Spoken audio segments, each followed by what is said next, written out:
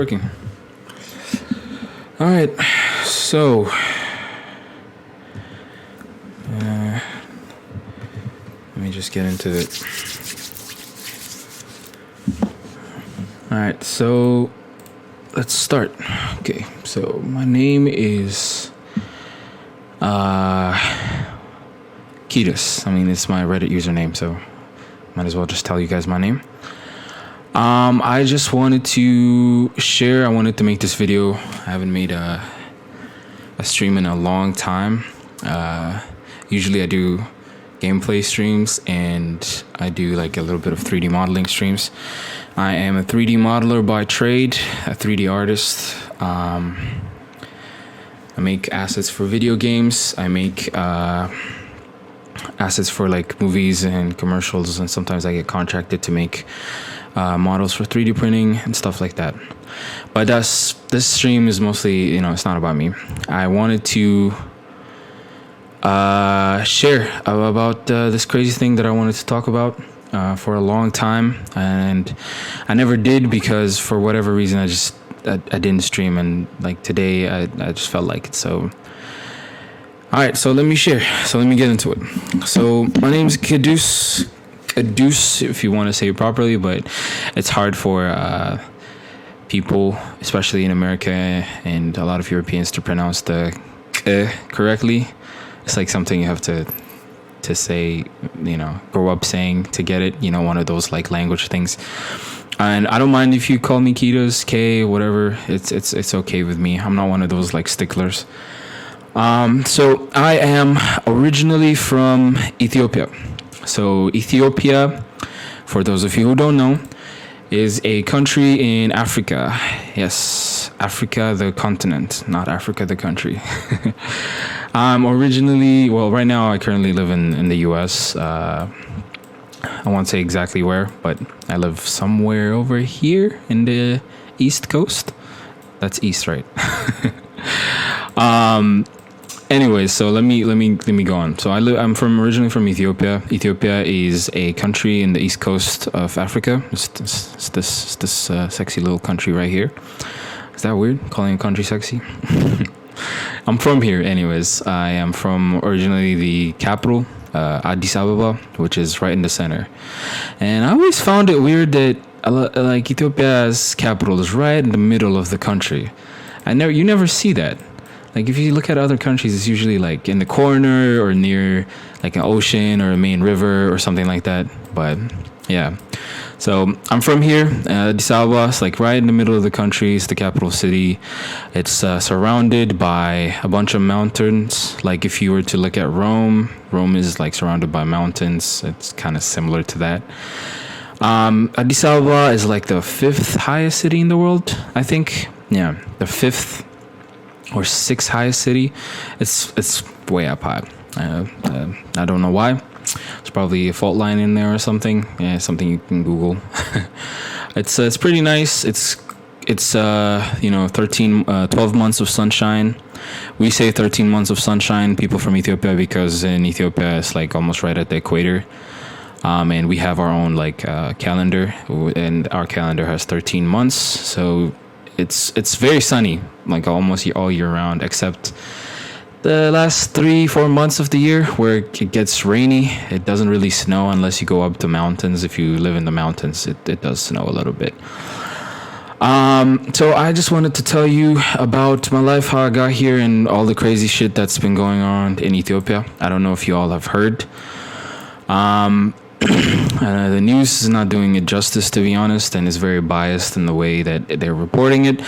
And I never see anybody talking about this, so I wanted to talk about it and share my experience and my point of view to people who would like to listen. So that's why I made this video. Well, not video, but stream. All right, so let's get into it. So I was born and raised in Ethiopia, in Addis Ababa, right, the capital, the city. I was born somewhere. Where is it? If I see, I could find it. Somewhere near here.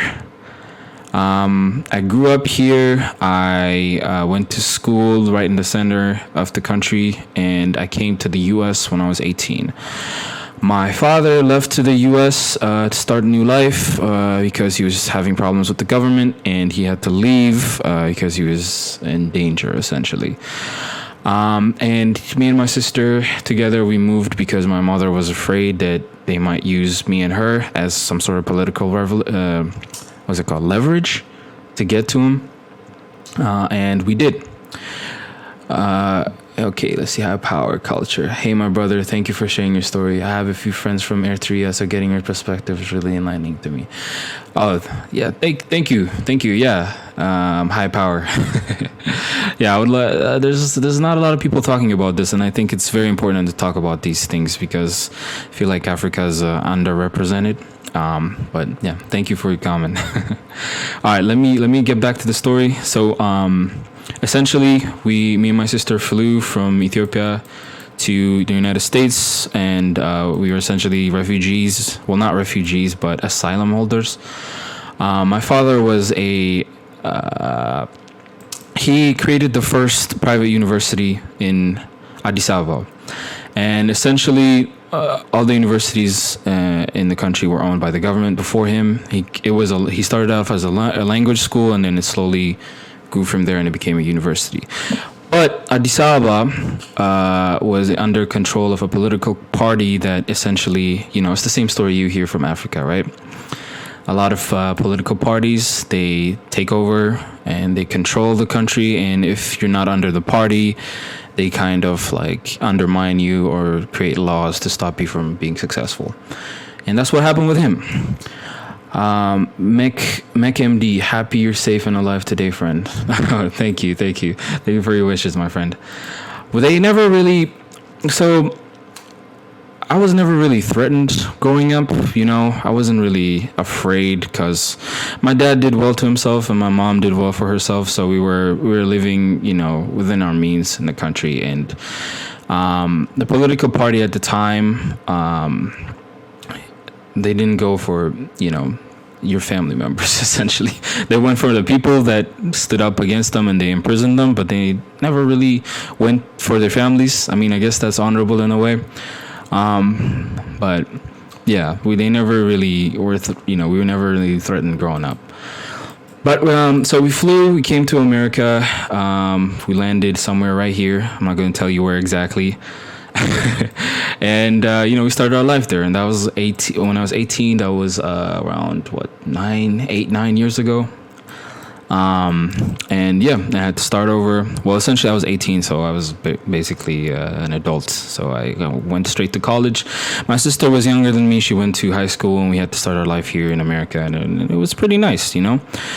We were exposed to a lot. There was a huge culture shock. I was dusty as hell when I came in, and I'm still somewhat dusty, but but you live and you learn. Anyways, that's enough about me. Now let's go back to the country, Ethiopia. So in Ethiopia right now, there's a civil war going on. And the civil war is there because of the political instability in the country.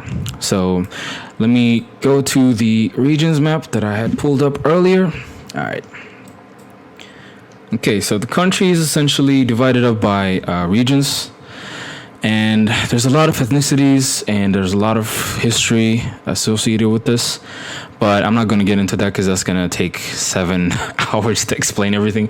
But in short, these are the main ethnicities in the country. There's the Amharas, there's the Oromos, there's the Somali. If you heard about Somalia, it's right next to... there's a lot of Somalis living in Ethiopia, even though they're not part of Somalia.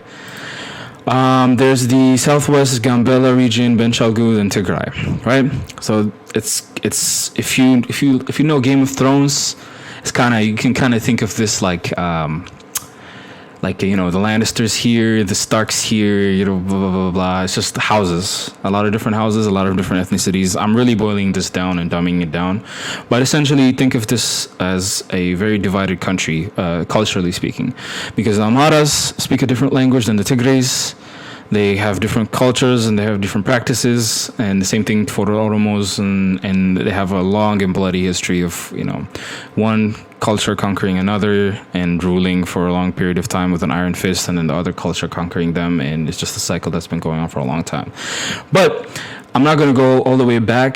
Just so you know, when I was born, the Tigrays, or essentially the Tigrays, who are a minority ethnic group in Ethiopia, they compose about 5 to 10% of the country. They were in charge of the whole country. So when I was born, Ethiopia was a communist country, right? So the country was ruled by the Ethiopian Communist Revolutionary Front, and essentially, before the country, I'm pretty sure you've heard of Rastafari. He was Haile Selassie. Essentially, he was the this guy. If you played Civilization, you've probably seen him, huh? High power culture. Yeah, my partner is Tigray Blaine. Okay. That's good to know, my friend. So essentially, the country was ruled by Rastafari. He was, if you've ever met a Jamaican person, you know, they say, you know, Rastafari, that's where it's come from. His name is Rastafari, and his other name is also Haile Selassie. He was a monarch from a long line of monarchs that claimed descent from the Queen of Sheba. And essentially, they claimed descent, and they were ruling the country. And he was one of the founding members of the League of Nations, and he created the African Union. And he was ruling the country, and the communist regime came in. You know, they did what communist regimes do, which is basically take over. And they killed him. They killed most of his family members. And oh shit, what happened? I'm disconnected. Whoa, what was that? I just got disconnected and reconnected. That was very weird. Hold on, let me see if my stream is still on there. I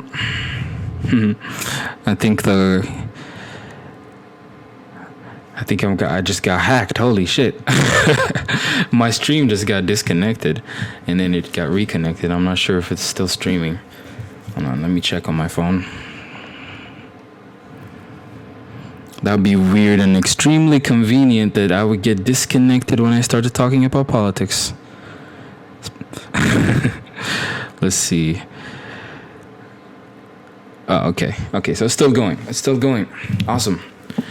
High power. I am a Rasta man born in Jamaica, but I understand the political complications for native Ethiopians. Oh, okay. Yeah. I love Jamaicans. Jamaicans and Ethiopians have a long history together. Especially because of this man right here. I'm glad it's still working. Okay, awesome. I'm glad it's still working. I don't know what happened. It just disconnected, and that was very, very weird. Okay, let me continue. Let's stop dilly-dallying. So Rastafari Haile Selassie is Ethiopian monarch, long line of monarchs that claim descent from the Queen of Sheba. They claim it.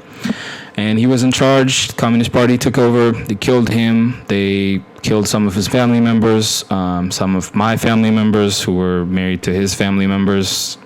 Some of them died. And some of his family members, direct descendants, still live here today in the United States. They live somewhere in D.C., I think. Long story short, he's a very he's a historic figure, and you can see his house in Ethiopia. They turned it into a museum. He's a very interesting man if you look at his history. Anyway, and he has a very deep history with Jamaica as well. But I'm not gonna get into that. I'm pretty sure you all will know, or I could do some video about it later. But long story short, okay, so my dad was born. My grandfather was an imperial guard for Rastafari Haile Selassie, the person that I showed you earlier. And when the communist regime took over, he almost got murdered by the communist regime because he was an imperial guard. And, he had to hide for his life, which means that if he had gotten killed by the communist regime, I wouldn't be here today. And the communist regime took over, and that was the time of my father. So my father was born into the communist regime. He saw a lot of purges. He saw a lot of dissent and craziness among the people. There was massive famine. Let me Google it. Ethiopia Communist Revolution. So this guy was the one in charge, called Haile Mariam. He was part of the Communist Party. He was supported by Russia. And they took over the country and murdered the royal family, and essentially, they were doing, communist things, and it didn't work out. There was huge famine, there was huge unrest. They ruled for around 30 years, and after 30 years, the EPDRF, which is basically a party started by the Tigrays, which is the minority ethnic group in Ethiopia. They created that party to overthrow the communist regime, and they became a guerrilla army, and they started fighting, and they started winning the war. And this was during the time where America was fighting satellite wars with Russia. So essentially, they were funding guerrilla groups to overthrow the communist dictators in different countries. And the Tigrays were supported.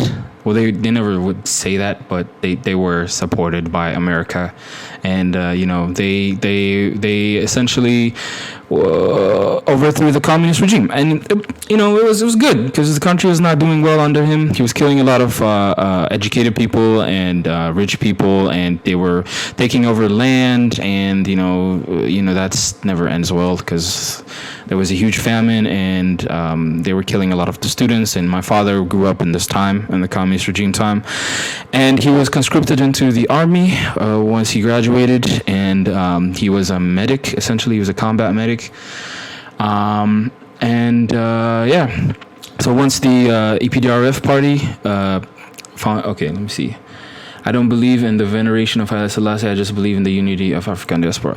Yes, that's true. I mean, the man, he was a man, but he was a great man, to be honest. He did some good things. He did some fucked up things, but that's like, all powerful men, I would say. But, he had a good legacy. It's just sad that he had to go out the way he did.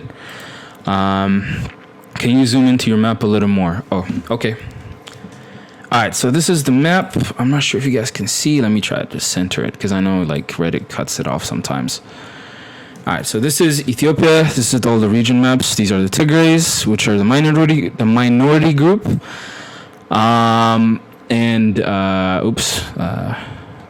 look at my NDA stuff in the corner here. Let me just widen this a little bit. Okay, all right. Okay, so High Power Culture already posted a link to the map, so you can check it out there if you really wanted to look at it, if you can't see it very well. All right, let me continue my story. Okay, so where were we? Yeah, the Communist Party get overthrown by the Tigrays, supported by the American government. They slowly started taking over the country, and they were supported by other ethnicities as well, but they were primarily composed of Tigrays. And they fought, they won, and they took over the country, and they overthrew the Communist Party. And it was all dandy and it was great, and they were supposed to be a democratic, a democratic republic, right? But they weren't. It became a one-party country. Okay, Reddit user 226. Thanks, I'm a visual learner. Oh, no problem. I'm a visual learner as well, so I understand. Okay, so they overthrew the Communist Party. This guy who was the communist leader who killed Haile Selassie right over here, he essentially fled the country, and I think he's still alive to this day. He lives in Zimbabwe somewhere. He's being protected by the regime over there. And, after he was overthrown by the EPDRF party in Ethiopia, which is composed of the Tigrays. They took over the country, and it was good for a while. My father, he almost got murdered by them, which is kind of, I know it's fucked up to laugh about, but my grandfather almost got murdered by the Communist Party, and he survived because his aunt hid him when they were doing searches. While they were doing their purges, and he survived because they couldn't find him.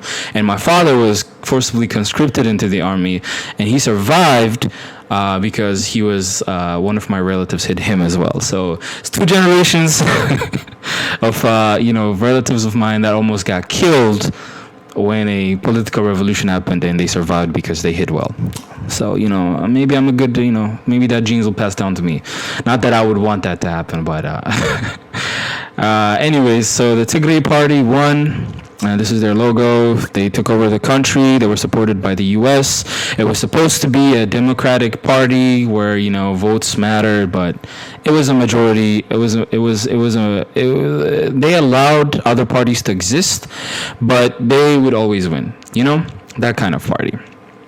Yeah, Ethiopian People's Revolutionary Democratic Front. Yes, that's their name. And I was born during their reign. And there was ever since the Communist Party left, the country was going through a great revival, essentially. Industry went back on track. The famine was almost completely eradicated. And it was developing. There were more rights for women. There were more, I guess, egalitarian perspective, but not really. People had more rights, but at the same time, the country had, this party had an iron grip on the country, and they were ruled for almost 30 years as well, until after I left, and the country, after their leader, who was essentially the leader, was Meles Zenawi, which is let me pull him up. This guy was the leader of the PDRF party. He was a guerrilla fighter. He was one of the leaders of. He fought against the Communist Party, and he was a very shrewd man. He's smart and very I would say he's like the little finger. He kind of manipulates things, and he was very I don't know what to say. I don't think there's a word for it. He's shrewd, I think, is the best word to describe him, right? He was the leader of the party, and he led for around 25 years, around that time. And then he passed away. He had a tumor in his head, and he died. And essentially, the party was going crazy, because after his death, he was ruling the country for almost 25 years, and he was essentially a king. The party didn't know who to replace him with, so they had to pretty much figure out what to do. And so they kept his death secret for a long time. They didn't tell anyone. They just pretended that he was alive. They kept posting pictures of him, like he was still going around, like he was still okay, but he was dead. which is crazy. If you were it's imagine if Biden died, and America was still posting under his Twitter hashtag or whatever. That's just insane, right? So that's what happened, and they did it to figure out who was going to take over, but they couldn't get a consensus on who should take over the party, essentially. And every single person that after they released, it wasn't really released, it was leaked. His death was leaked, and people started figuring out that he died, and then there was massive riots. They had to admit on national television that he died, which was insane. They were kind of forced into admitting that he died, and they had this huge concession, and they had this huge gathering in the country. Well, they had a bunch of people come. Let's see, this is for him. I don't know why it's so it's bad quality. They had this huge concession. I went to school here, by the way, somewhere right around here. Was my school. And they had a massive gathering of people, and they had speeches and everything. But this was literally months after he died.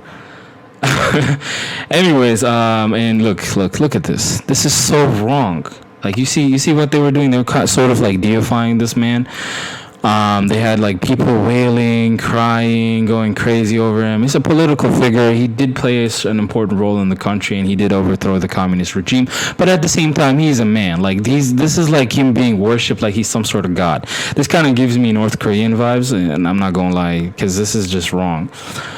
Anyways, long story short, so after he died, the political party went into turmoil. They elected around 3 presidents, one after the other, who were supposed to take charge and take over the country. But they, every time they were elected, there would be mass riots, and people would fight, and they would be in the country, a lot of in a lot of like in the southern places in Somalia, Darida, Afar, some regions in Amhara, like the juntas would just keep sprouting up because they saw this as a weakness. They saw this as an opportunity to take over the country from the APDRF party who has been ruling the country for 30 years. Was supposed to be a democratic republic, but it's not really a democratic republic. And you know, one funny story I can tell you is that when I was in high school, I remember they had elections. They would have these party elections every 5 years, but there was these elections were like fraudulent. Like people would go in to vote, but only one party would always win, and the APDRF party is the one that always wins. And it's pretty much 1 year I remember there was this bad riots because there was this other party called Kenegit, who was essentially a left-leaning party who let's see if I can find a picture. Kenegit, is that how you spell it in English? No. Kenegit Party Ethiopia. See, it's very hard to like translate to English Amharic words because every single letter that we have is like enunciated. All right, let's see. Democratic Party Ethiopia. Oh. Yeah, so it's not coming here. But essentially, it was a left-leaning liberal party in Ethiopia that was established. They wanted to take over the country in a legal way, but they couldn't do it because every time there were elections, they would a member of the APDRF party would always beat them, and it's not because of what you think, like because the APDRF party is more popular. It's because you know the elections were rigged, essentially, like real rigged. I'm not talking about Donald Trump rigged. And how you would know that the elections were rigged was because the APDRF party would win by 99.9%. This is what they would tell news broadcasters to say on TV. Like, people would go out voting, and after the voting season was done, they would boldly claim that they won 99.9% of the votes in the country. Like, what? Like, if you're gonna lie, right? If you're gonna lie, you could just say that, you know, they won at least like 80% of the votes or 70% of the votes. 99% of the country? Are you kidding? Like, it doesn't matter how popular you are, you will never get 99% of the votes. It's just funny to me.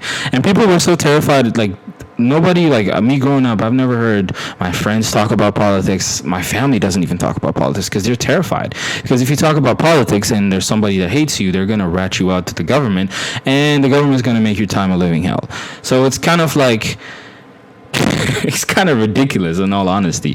And I'm surprised that they have American support, to be honest.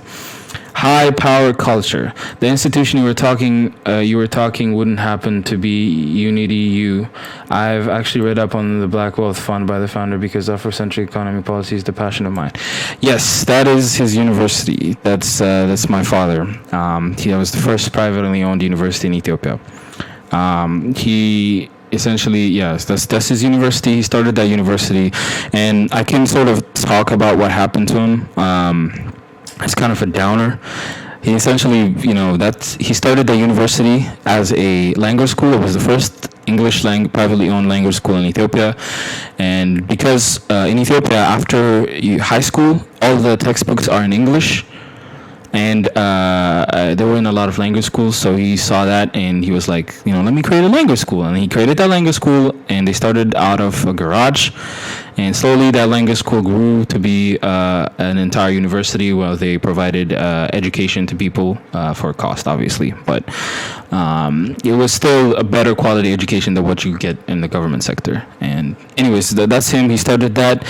He got too big, he got too powerful, and the government wanted a share of his company, like a majority share essentially, and he refused. When he refused, they took away his certification, and he had to flee the country, and it was just a massive mess. But yeah, that's him. That's his initiative. He's back in the country now because the APDRF country's party is not as strong as what it used to be, and it's now, I guess now the country's better off, I would say, but it's still in massive turmoil. And that's what I'm trying to explain, because a lot of people don't know this. They don't know what happened, and CNN really they don't go into context about what's going on. They just regurgitate whatever they hear from people, and I'm just saying, this is from my experience. I'm just trying to teach people about what's going on. So anyways, let's get back into it. So this party, so the EPDRF party is the party was the party that ruled the country for 30 years almost after the Communist Party. Their head died, and the country is in turmoil because they can't find a good enough leader to replace him. Alright, so now cut to Abiy. So Abiy Ahmed is the current leader of the country. So this dude right here, this dude has a very interesting rise to power. So this guy was a part of the EPDRF party. The EPDRF party is the party that I was talking about earlier. They were the ones in charge of the country for 30 years. He was one of the guerrilla fighters. He was part of the party. He fought in the wars against the communist regime, and he was he was a mid-level, high-ranking, I guess, member of the party. And he's like the 5th elected official by the party to rule essentially the country, because all the people that they chose before him were essentially overthrown. They would rise, the country would go crazy, and they would get replaced by somebody else, and he's the 5th person. So he is basically like, what's it called? I don't want to sound rude, but he was a mixed person. That's I guess, yeah. So he's part of the Oromo tribe and the Amhara tribe. So he's like a mix between these two tribes, which are the two biggest ethnic groups in Ethiopia. So the Oromos make about 40 to 45% of the country, and the Amharas make about like 50 or 49% of the country. The Tigrays are like 5 to 8% of the country, and then the rest, adds up on top of that.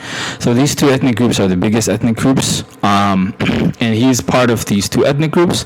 So when he was elected, it was seen as sort of like a marriage, right, between the two biggest ethnic groups in the country, and he was supposed to bring peace to the country.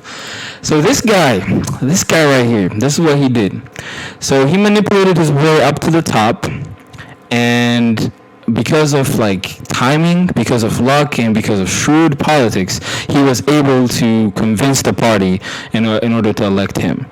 And while he was running for presidency, they realized that they couldn't control this dude. So they tried to assassinate him while he was doing a speech. So pretty much he had a campaign rally where he was going around, getting supporters and stuff, and while he was at the speech, some dude, some random military guy, brought a grenade and threw it on the stage while he was speaking. So they tried to assassinate the same dude in their political party because they realized they couldn't control him, and he was too popular to be put down. So anyway, long story short, that assassination attempt failed. And some people say that assassination attempt was orchestrated by him as some kind of campaign booster, right? He did that to basically let people know that he's on their side and not in the political party side. But I don't know. All this is unsubstantiated, and I don't think I think they would try to assassinate him, but I also think this guy is so shrewd that he would do something like that. Anyway, so fast forward, that assassination attempt basically cemented his presidency. So he oh no, I'm disconnected again. Why does this keep happening? That's crazy. Okay, so I'm reconnected again. So I don't know why this keeps happening. I keep getting disconnected and reconnected. It might be because of my... Yeah, let me turn this off. Oh, shit. Okay. Hopefully it's working now. Might have been because of my NordVPN. I got disconnected. Okay. Alright, I'm back. For some reason, I just keep getting disconnected. This has never happened to me before while I was streaming on RPAD. Oh, shit.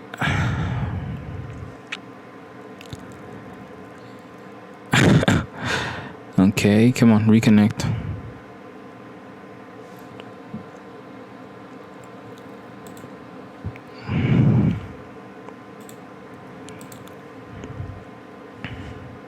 Not stop reconnecting, everyone.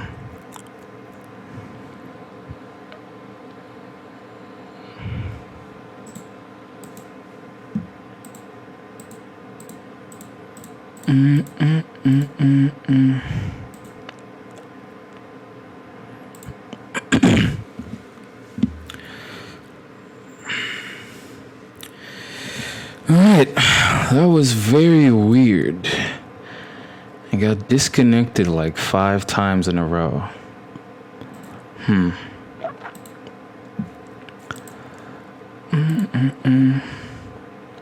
Okay, let me check if it's streaming now. It's like they don't want you to talk about stuff. They don't want you to talk about stuff.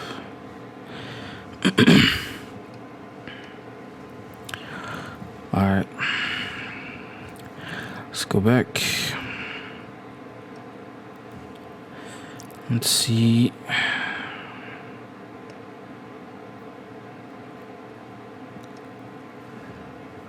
Alright. High power culture. Wow, what a small word. I just wanted you to know that your father made a huge impact on my project for an international black market-based cryptocurrency ideology, along with Claude Adams as my foundational research. That's crazy. Yeah, that's a very small world. I mean, I'm glad he inspired you.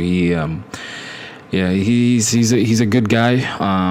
And you know, he's done a lot of good in the world. But he's still a person sometimes, like. But thank you for that. For some reason I keep getting disconnected. I don't know why. So it's like the 3rd time I got disconnected. If I was a conspiracy nut, I would say they're hacking me, man. They're hacking me. They don't want me to talk about this stuff.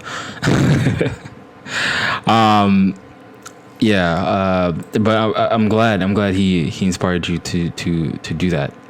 If you want his contact, you know where to find him. You can talk to him. He's here in the U.S. for Christmas.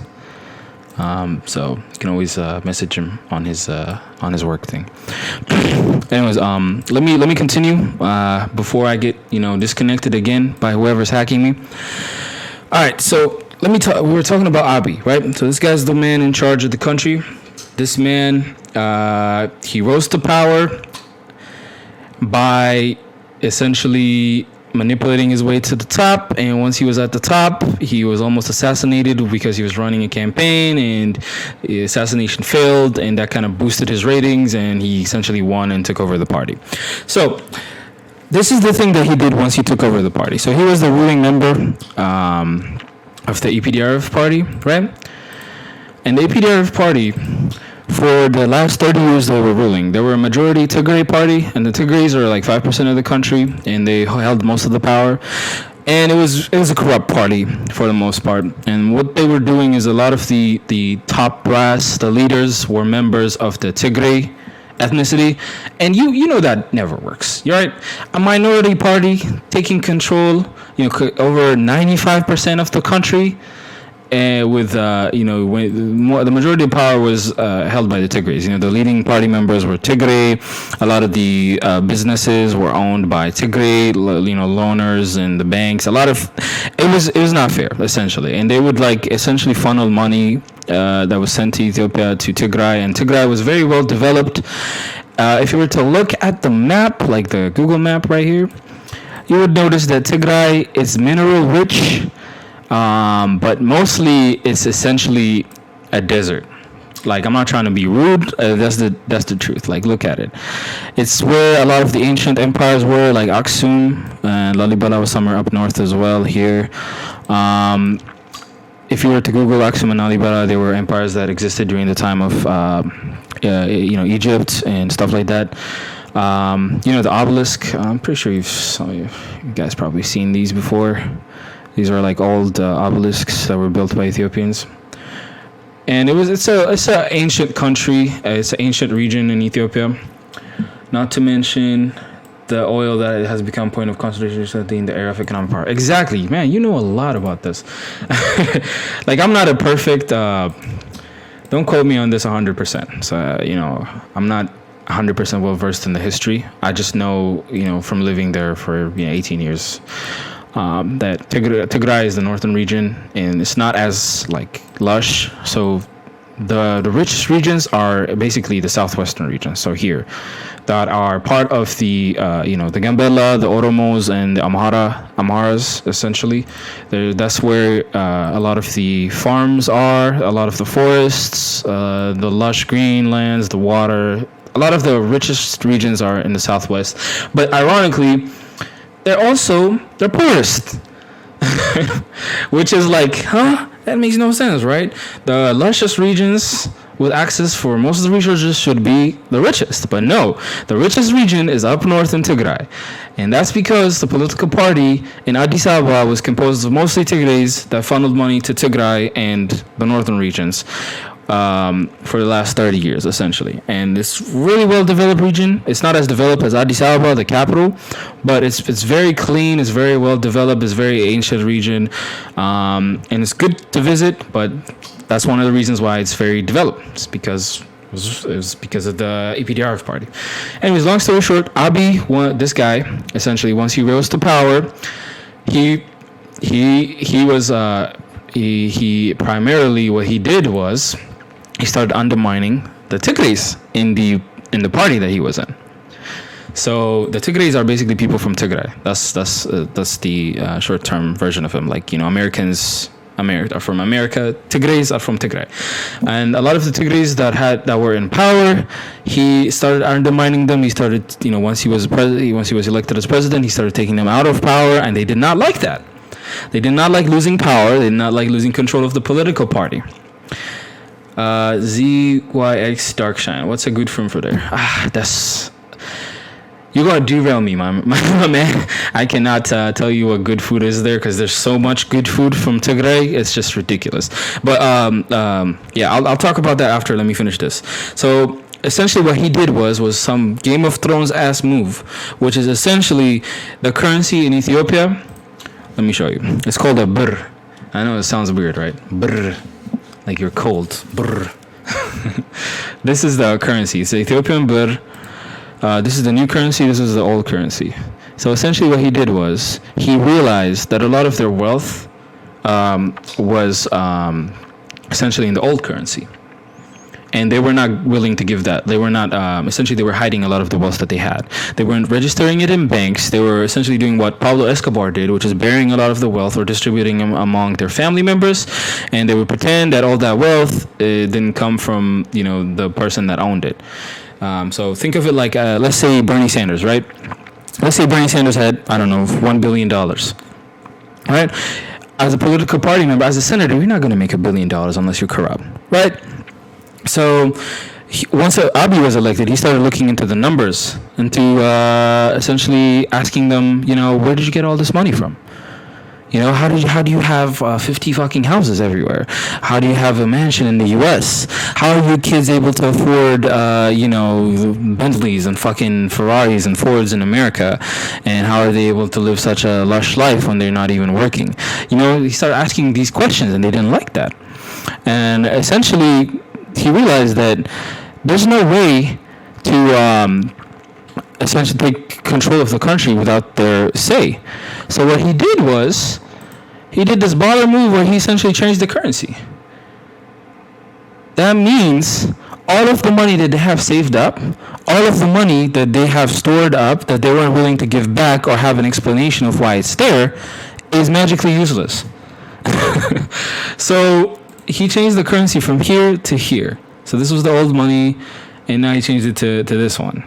And this is like just $100 bill, but there's more. I don't want to get into it exactly, but yeah. And when he did that, their money essentially lost all value. And they did not like that. They did not like that one bit. So they rebelled, and there was a big war going on between him and people that supported him, and the corrupt Tigrays. Not all Tigrays. Not all Tigrays are bad. I have Tigrays in my family. I have Tigrays that raised me. I'm not against Tigrays in general. I'm not saying, Tigrays are evil or anything, but there are corrupt Tigrays out there that use their Tigray as identity as a way of manipulating people into fighting for them. But essentially what's going on in Ethiopia right now is a civil war, because this man right here manipulated his way up to the top in order to gain control of the country and to remove the corrupt officials. He changed the currency, which made their wealth essentially useless. And what he told them was, I'm going to change the currency. You bring me the old money. You explain where that money is from. And if it's legit, I will give you the new currency. But they weren't willing to do that because they know that a lot of the money that they have is illegitimate. It's stuff that they got from, for example, charities. A lot of charities, like foundations, they would send money to the Ethiopian government, and a lot of the money would get funneled into the politicians' hands, and not to the people that are actually meant for them.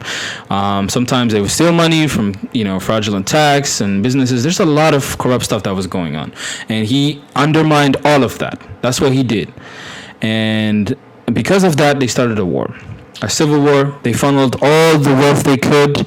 They funneled all the equipment they could up to Tigray, which is the northern region of Ethiopia right here. And then they started essentially what they did before against the communist regime, a guerrilla war. Okay, so high power culture. That is why the Telebur or CBE digital wallet is important, because we need a distributed ledger to get rid of corruption, not just in Ethiopia, but also. I completely agree, man. I'm all for crypto, and I'm all for digital currency that's decentralized, because, like you said, centralized currency, if it's in the wrong hands, it's disastrous. Anyways, let me get back into it. So all the Tigrays moved up back to the North Tigray, where they felt safe because they were surrounded by other Tigrays and they were protected by them, and they were funneling a lot of wealth to Tigray, so the Tigrays all owed them some favors. And they started a war, and they started moving into the Amhara and Afar regions. And there was a bad time. It was a really bad time, and a lot of atrocities were committed. And this was like the last 5 years of what was going on in Ethiopia. Essentially, there was a civil war between this guy who infiltrated the party and kicked out all the corrupt people. They went up to Tigray and they started a war, and there was a civil war going in Ethiopia. Now, hold on. Zeke Darkshine. If he created a new currency, how did he retain value from the old currency? I have no idea. That part I don't know. That part I'm not going to claim to know. All I know is he changed the currency, and the old currency was completely, essentially, fucking devalued. Nobody can do anything. It's just a piece of paper with some ink on it. I don't know how that happened. That's some fourth-dimensional chess that I'm not going to get into. If you want to learn more about that, you can just Google it. And essentially, he's part of the political party, and he was in charge of the banks. And I don't know how that happened, but it happened, and that caused the war. And they started fighting the war. And let me get into the background. Okay, now this is just the political stuff. So war started like around 5-6 years ago because of this man. And while this is going on, right? Another thing was happening. Another very interesting thing. I'm pretty sure all of you have heard of the Nile before, right? The Nile River, the Egyptian Nile River. So the Nile River is the heart of Egypt. You see this water that flows on Google Maps? I hope you can see this. See this? It goes here. It goes up there. And keeps going up until it reaches the Mediterranean. You see that? That's the Nile. That's the heart of Egypt. Without the Nile, there is no Egypt. Everything else is a desert.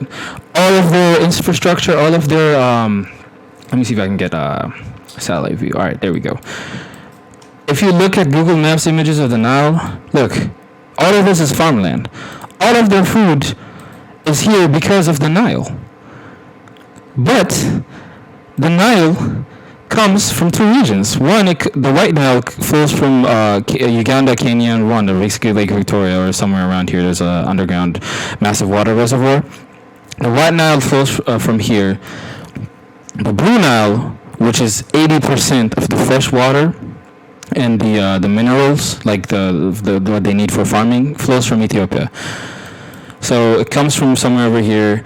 There was underwater reservoirs here, and it connects here. So the Blue Nile starts from here. The White Nile starts from here, connects to here in Sudan, and the Blue Nile starts from here and connects here, and it flows up to Egypt.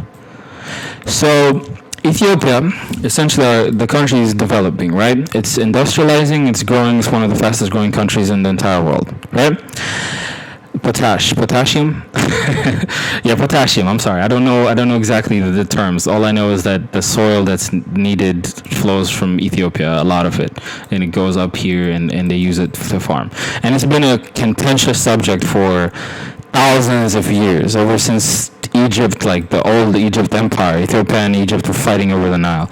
Anyways, long story short, right now it's restarted. The old conflict is restarted because Ethiopia is industrializing, and we're not meeting the power demands. The country, almost like damn near 50 to 40% of the country does not have a regular sustainable supply of electricity. So what they're doing is essentially the Nile, which 80% of the Nile flows from Ethiopia. What they're doing is they're damming it right now. So there's a huge project called the Nile Dam. It's called the Grand Ethiopian Renaissance. It's just a giant dam on the Nile. Okay, I don't want to do this whole grand bullshit. It's a big dam that they're building in the Nile, and this will be one of the biggest dams in the world. I think the biggest dam in the world is in China, but it's top 10. And essentially, this dam, once it's completed, it's almost completed. It's been on under wraps for 10 years. They've been working on this, and it's almost done. And once it's completed, it will provide electricity for nearly all of the countries in Eastern Africa. So not only in Ethiopia, but Somalia, Kenya, Uganda, South Sudan, Eritrea, Djibouti, all of them, it will produce enough electricity for all of these countries. And they might say they might even produce electricity for more, but that's incontestable. Essentially, this dam will turn Ethiopia into a very wealthy country. It's the case of electricity and the modern demands for electricity in Africa. The problem is Egypt. So Egypt does not want the dam to be produced. And the reason for that is the dam, the Nile River, is very important for them because a lot of the agriculture, a lot of their freshwater supply, originates from Ethiopia. 80% of the Nile originates from Ethiopia. And they're afraid that if the dam is going to be built, it's going to destroy their agriculture, essentially their industry, which, I will give it to them, makes sense. The thing is, the Nile engineers, according to the government, already put that into account. So essentially what it will do is it will disrupt agriculture for a short amount of time until the dam is in full operation, but after that, it will flow. And essentially what they were trying to do was work out a system where they will get compensated for it or something like that. I'm not 100% sure, but it's a political situation that's happening between Egypt and Ethiopia right now because of this.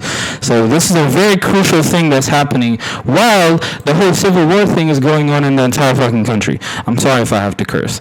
Holographer Loner. Three Gorges. Yeah, Prior. Potatia, Prior, Three Gorges.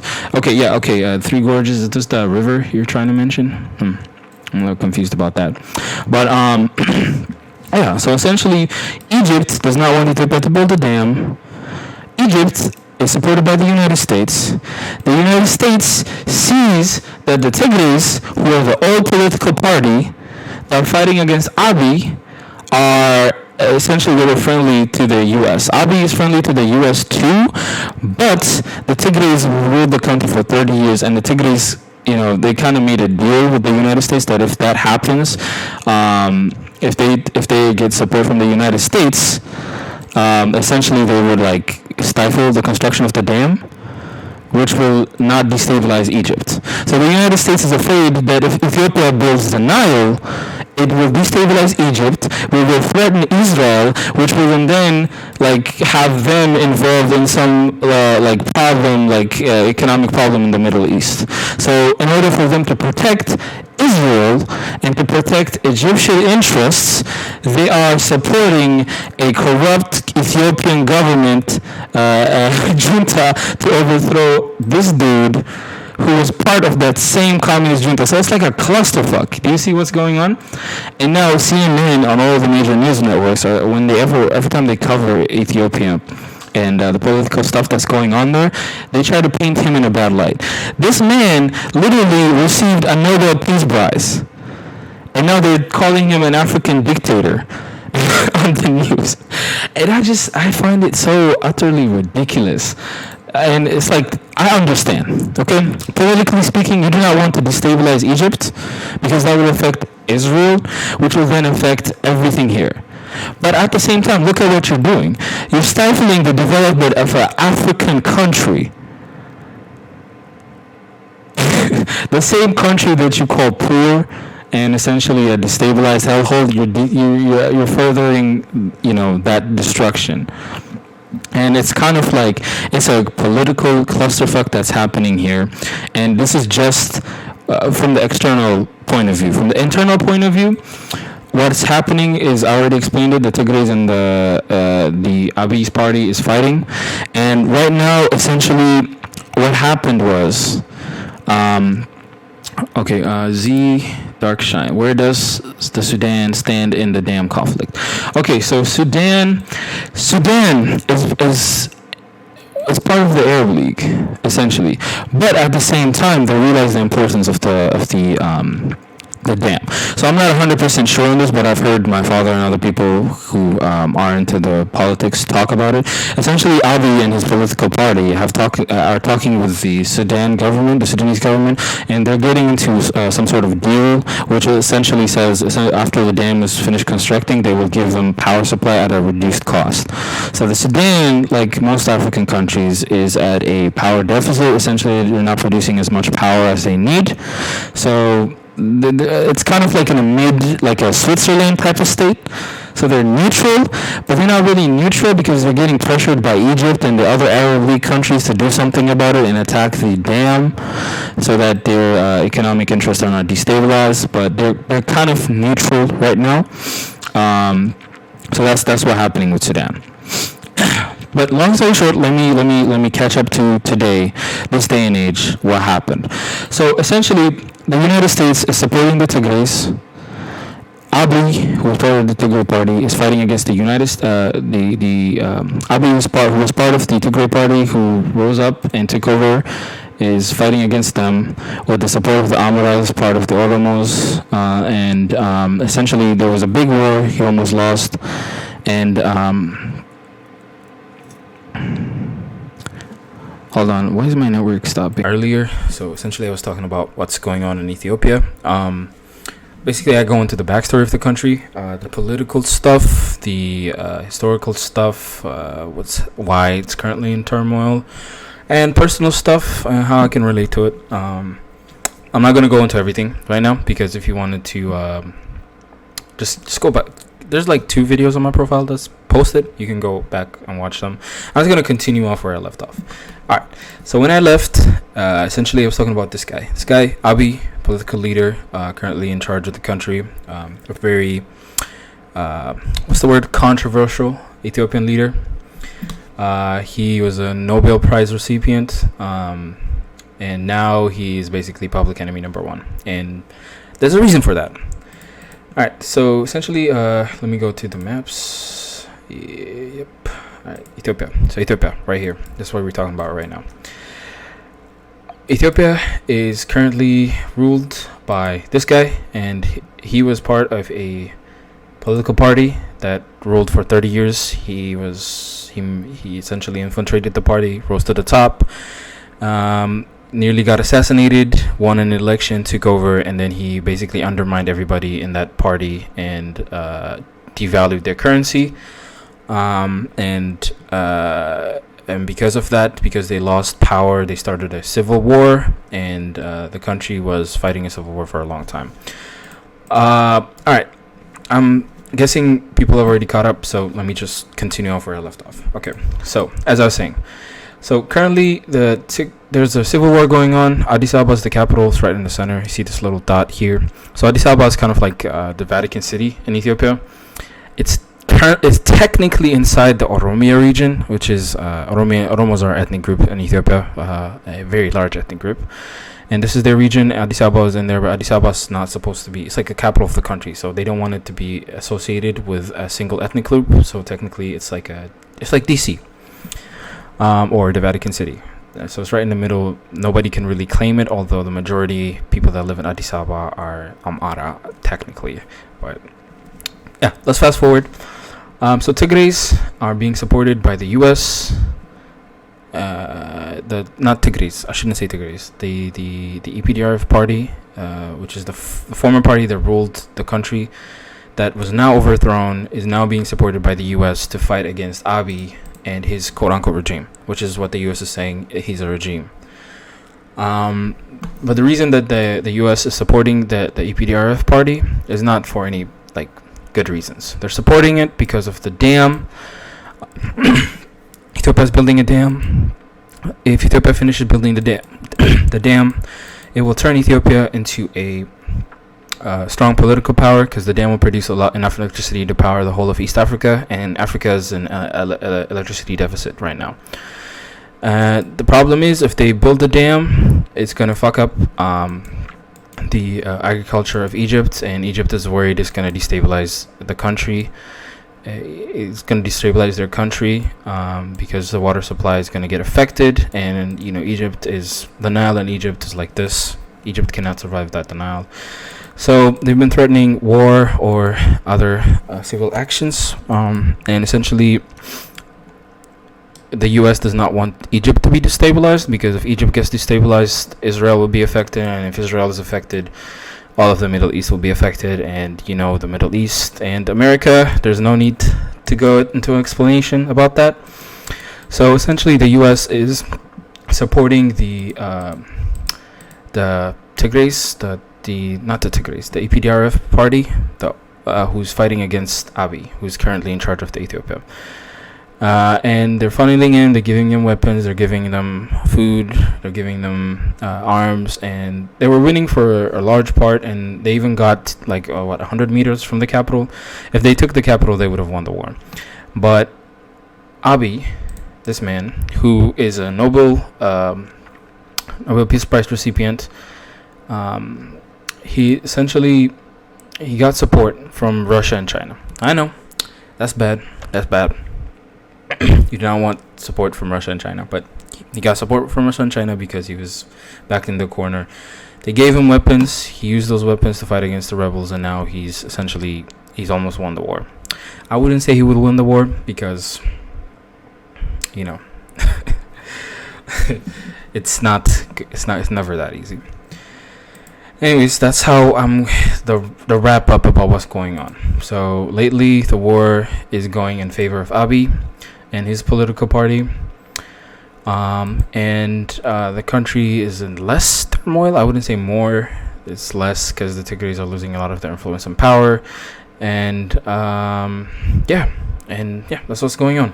I know you're not going to hear this from news, and a lot of the news will say he's a dictator, in which case, I'm not for him. I'm not against him either. I'm just a third party viewer. So I've lived in Ethiopia for a long time. I see what's going on around me, and I see the influence the politics has on the people, and I'm just reporting what I know is not being reported faithfully, which is basically, when they call this man a dictator, they're not putting into account a lot of the stuff that happens. There's no context into it. They just see a dude in Africa going to a war with another faction in Africa, and they just assume that the faction in power is the evil faction, even though the faction that he's fighting against was the faction that was in power for 30 years, and is technically bad. Not to say he's not bad, but he's the new party, and it's kind of like a clusterfuck. And now Russia and China and the US are involved in Ethiopian politics, and we don't know how it will go. But it's, in my opinion, it's crazy. It's all this political intrigue is insane. But it's all like, all of it is the Nile. If the Grand Renaissance Project finishes and the Nile is finished and they manage to protect it, that will change like East Africa forever, because the amount of power that's going to be supplied, the amount of access to machines and electricity that will provide, will boost like the benefit the Ethiopian economy a lot. and to be honest, they don't have any solid ground to deny that. Like, for example, let's look at the US. Let's see. If the U.S. wants to dam a river that goes to Canada or Mexico, as long as it's within the U.S. territory, they can do that. Like, another country can't intervene and tell you what to do in your own territory. That's just insane. But that's what they're doing here, because they know that the development of this Ethiopia will affect Egypt and might affect the Middle East as a whole. They're stifling that development, and that's irresponsible. That's messed up. And in a way, I do not support Abiy or what he's doing with his regime, and I don't support the old party either, but I don't support what the United States is doing to Ethiopia, which is essentially they're supporting a corrupt government to overthrow another supposedly corrupt government, so that corrupt government will stifle the development of a dam that will help benefit that country, but not at the risk of other countries around it. And that's just morally wrong. And instead of finding a solution where both countries will benefit, which will probably cost more money in the long run, but they are doing the quote-unquote easy thing, which is essentially to overthrow another African government in favor of their own political agendas, which is fucked up. I mean, I'm left-leaning for the most part, and I usually vote Democrat, but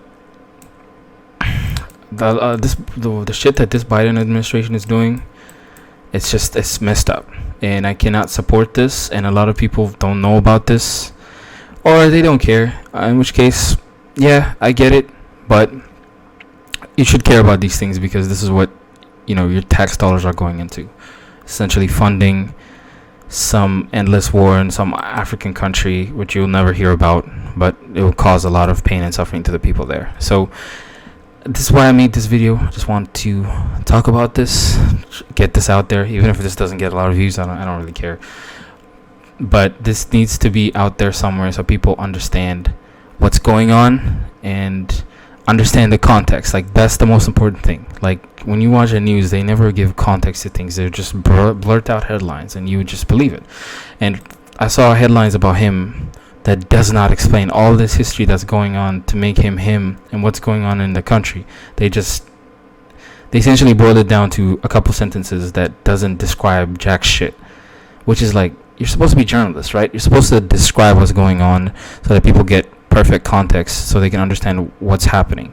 But I'm not going to get into that. I guess it's just the modern world, and everything needs to be boiled down to something small, because apparently they think people are dumb. But hey, I'm not going into that either. But yeah, so this is what I wanted to talk about.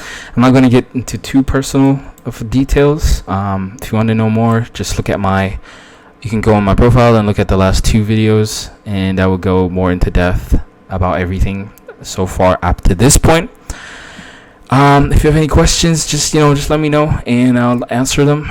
But for now, yeah, this is it for today. Thanks for watching, and just send me a message if you have any other questions. All right, see you guys.